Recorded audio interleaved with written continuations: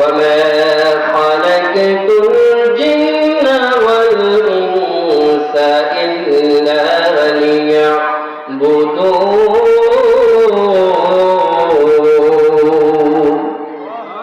আল্লাহ রাব্বুল আলামিন কোরআনুল কারীমের ভিতরে বলেন, বান্দা তোমাদেরকে আমি সৃষ্টি করেছি একমাত্র আমি আল্লাহ রাব্বুল আলামিনের ইবাদত করার জন্য। ইবাদত করতে হবে আল্লাহ, আর অনুসরণ করতে হবে বিশ্বনবী জনাবে মুহাম্মদ রাসূলুল্লাহ সাল্লাল্লাহু আলাইহি ওয়াসাল্লামের অনুসরণ করতে হবে, তাহলেই জীবন ধন্য হয়ে যাবে।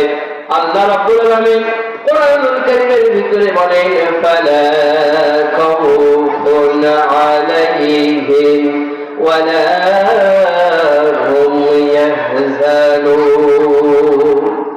কোরআন যারা পড়ে আর কোরআন যারা মানে ওই সকল মানুষের কোনো চিন্তা নাই, ওই সকল মানুষের কোনো ভয় নাই। জোরে কোন সুবহানাল্লাহ। সম্মানিত ভাইরা, কোরআন যারা মানবে আল্লাহ রাব্বুল আলামিন তাদের সম্মান বাড়িয়ে দিবেন। এই কথা কি বিশ্বাস হয়? বিশ্বাস হয় আপনাদের? কোরআনুল কারীম এই পৃথিবীতে নাযিল হওয়ার পূর্বে কোরআনুল কারীম ছিল লাউহে মাহফুজে। লাউহে মাহফুজে থাকার কারণে আল্লাহ রাব্বুল আলামিন লাউহে মাহফুজের মর্যাদা সম্মান বাড়িয়ে দিয়েছেন।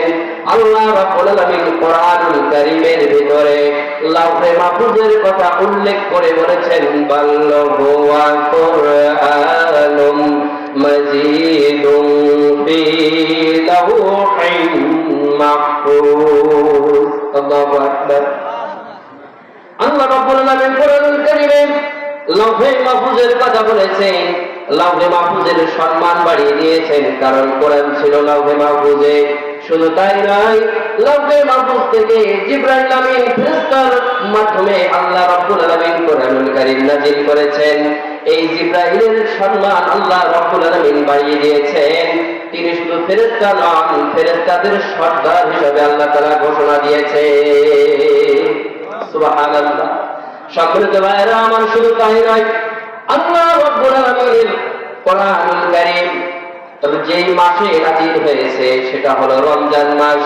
আল্লাহ রাব্বুল আলামিন বলেন, শাহরু রমাদানাল্লাযী উনজিলা ফীহিল কুরআন।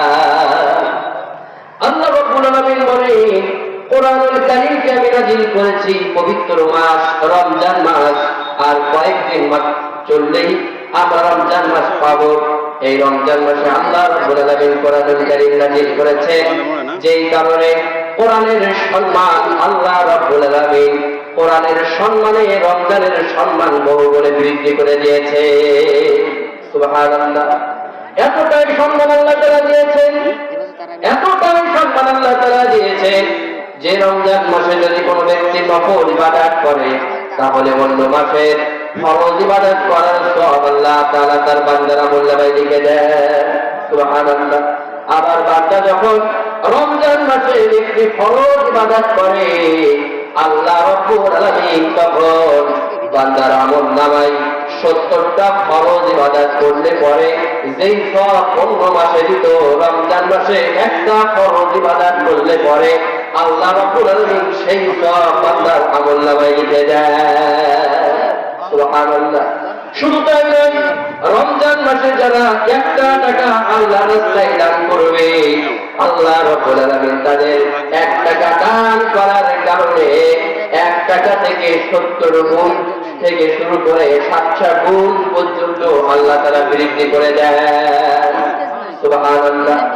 সম্মানিত ভাইরা আমার, এই রমজানের সম্মান, এই রমজানের মর্যাদা এত বৃদ্ধি পাওয়ার কারণ হলো একটাই, আল্লাহ রাব্বুল আলামিন কোরআনুল কারীম নাযিল করেছে রমজান মাসে।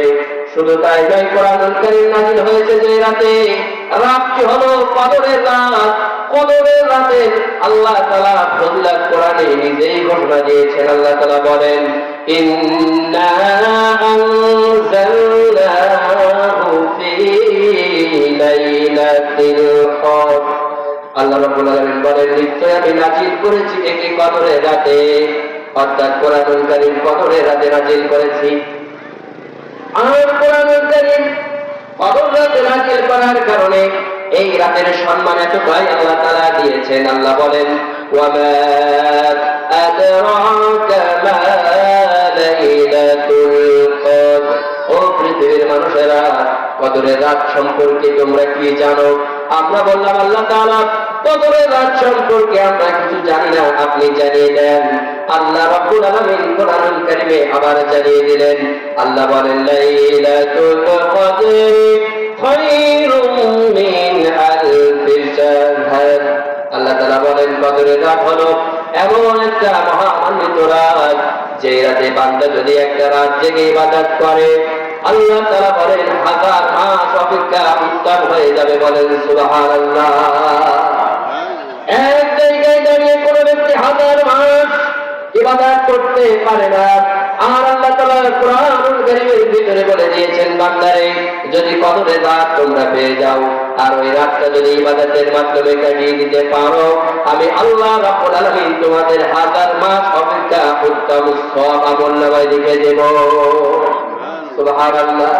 সম্মানিত ভাইরা, তাহলে এবার আসুন, আল্লাহ রাব্বুল আলামিনের কোরআন লাউহে মাহফুজে থাকার কারণে লাউহে মাহফুজ সম্মানিত হয়েছে।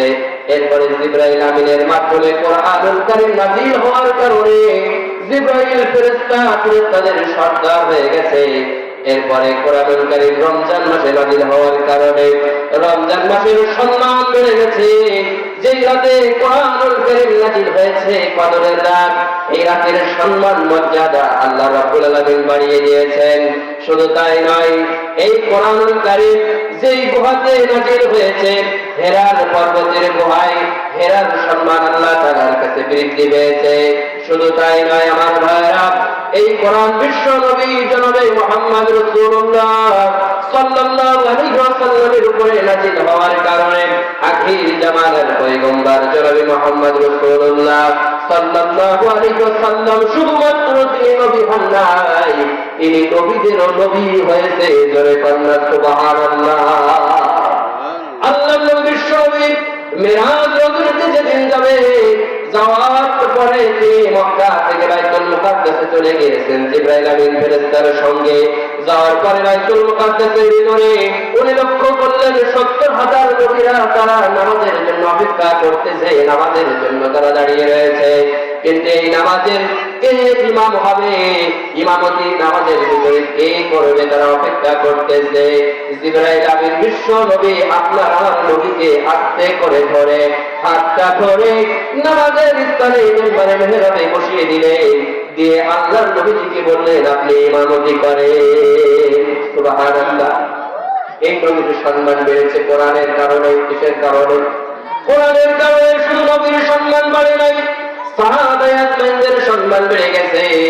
এতটাই সম্মান বেড়ে গেছে, এই পৃথিবীতে থাকা অবস্থায় তারা জীবন দশায় 10 জন সাহাবী জান্নাতের সুসংবাদ পেয়েছে, সার্টিফিকেট পেয়েছে। জোরে বলুন সুবহানাল্লাহ। শুধু তাই নয়, আল্লাহ নবী বিশ্ব নবী বলেছেন, বনী ইসরাঈলের 70 জন নবীর যেই দাম, 70 জন নবীর যেই মূল্য আল্লাহ তাআলার কাছে, আখির জামানার পয়গম্বর জনাবে মুহাম্মদ রাসূলুল্লাহ সাল্লাল্লাহু আলাইহি ওয়াসাল্লামের উম্মত যারা হবে, যারা উম্মত হবে, ঈমান আনার পরে যারা সৎ কাজ করবে, এই সকল মানুষদের আল্লাহ তাআলা বনী ইসরাঈলের 70 জন নবীর যেই দাম, সেই দাম আল্লাহ তাআলা আখির জামানার পয়গম্বরের উম্মতের করে দিয়েছে। সুবহানাল্লাহ। সম্মানিত ভাইরা, শুধু তাই নয়, বাজারে দেখবেন লাল সাদু কাপড় কিনতে পাওয়া যায় 60 থেকে 65 টাকা গজ। এই কাপড়টা যখন বাজারে থাকে তখন দেখবেন মাটিতে বড়াবড়ি ভাই, এরপরেও কোনো মানুষ কিন্তু এই কাপড়টা তুলে চুম্বন করে না। কিন্তু এই কাপড়টা দিয়ে যখন কোরআনের গ্লাস হিসাবে ব্যবহার করা হয়, গ্লাস হিসাবে যখন ব্যবহার করা হয়, কাপড়টা যদি হাত থেকে পড়ে যায়, দেখবেন অনেক আলেম ওলামারা উদ্যত ওই কাপড়টা তুলে গ্লাস তুলে আস্তে করে চুম্বন করে। কথা বলেন ঠিক কিনা? কোরআনকে জড়িয়ে ধরার কারণে আমাদের গ্লাস যদি সম্মানিত হয়ে যায়, আমার প্রশ্ন হলো আপনাদের কাছে, আমরা যদি কোরআন বুঝি আর কোরআন যদি মেনে চলি, বলেন তো আমরা সম্মানিত হব নাকি অপমানিত হব? অবশ্যই সম্মানিত হব। এই জন্য আল্লাহ তাআলা কোরআনুল কারীমে বলেন, ফালা খাউফুন আলাইহিম ওয়ালা হুম ইয়াহজানুন।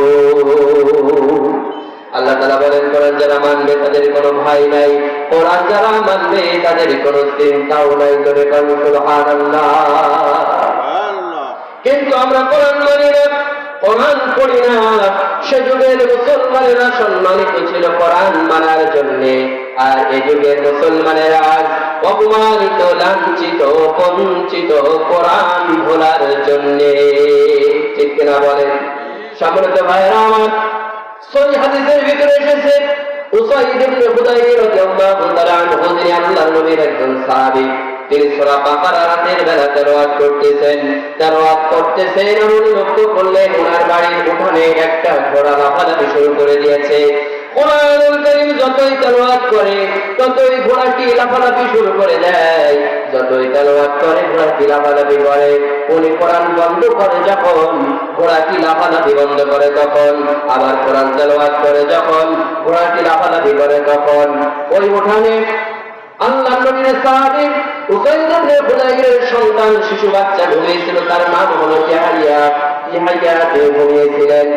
তখন উসাইদ ইবনে হুদাইর ভয় পেলেন, আমি যদি কোরআন তেলাওয়াত করতে থাকি আর ঘোড়াটি যদি লাফালাফি শুরু করতে থাকে, তাহলে না জানি আমার সন্তানের উপরে ঘোড়াটি পা দিয়ে পিষ্ট করে যায়।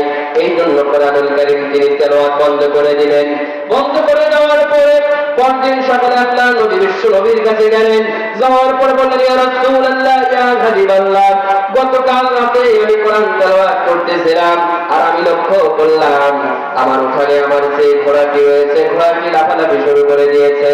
ইয়া রাসূলুল্লাহ, ইয়া হাবিবাল্লাহ, কোরআন তেলাওয়াত যখন আমি বন্ধ করলাম, ঘোড়াটি তখন লাফালাফি বন্ধ করে দিল। আবার কোরআন যখন তেলাওয়াত করি, ঘোড়াটি আবার লাফালাফি শুরু করে দেয়। ইয়া রাসূলুল্লাহ, ইয়া হাবিবাল্লাহ, আপনার কাছে আমি জানতে চাই এর কারণ কি?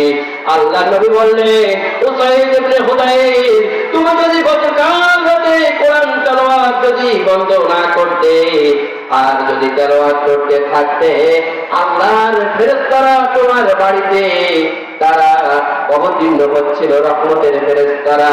যেখানে কোরআন থেকে তেলাওয়াত করা হয়, কোরআনের আলোচনা করা হয়, নিঃসন্দেহে ওই জায়গাটা জান্নাতের বাগানে পরিণত হয়ে যায়। আর যেই জায়গাটা জান্নাতের বাগানে পরিণত হয়ে যায়, ওই জায়গায় আল্লাহর রহমতের ফেরেশতারা অবতরণ করতে থাকে। বলেন সুবহানাল্লাহ। আল্লাহ নবী বললেন, তুমি কি দেখেছিলে গতকাল রাতে? উসাইদ ইবনে হুদাইর তিনি বললেন, ইয়া রাসূলুল্লাহ, ইয়া হাবিবাল্লাহ, আমি লক্ষ্য করেছিলাম তাদের যেমন আলো রয়েছে, জ্যোতি রয়েছে, আমি লক্ষ্য করেছিলাম আমার বাড়ির উঠানে যেন চাঁদের মতো আলো পড়েছে। যখন কোরআন তেলাওয়াত বন্ধ করে আমি বাইরে চলে আসলাম, তখন লক্ষ্য করলাম যে এই তারকাগুলো, এই আলোগুলো, জ্যোতিগুলো আমার বাড়ির ওখান থেকে আবার আসমানের দিকে চলে গেছে। আল্লাহর নবী বললেন, তুমি কোরআন তেলাওয়াত যদি বন্ধ না করতে, সকালবেলা মদিনার মানুষেরা ওই ফেরেশতাদেরকে দেখতে পেত। বলেন সুবহানাল্লাহ। কিন্তু আমরা কোরআন তেলাওয়াত করব না, কোরআনুল কারীম তেলাওয়াত করি না। হিংসা আর অহংকারের মনের ভিতরে আমাদের ভরা। অহংকার মানুষ করে কি করে না? করে কি করে না? আল্লাহ তাআলা তিনি বলেন,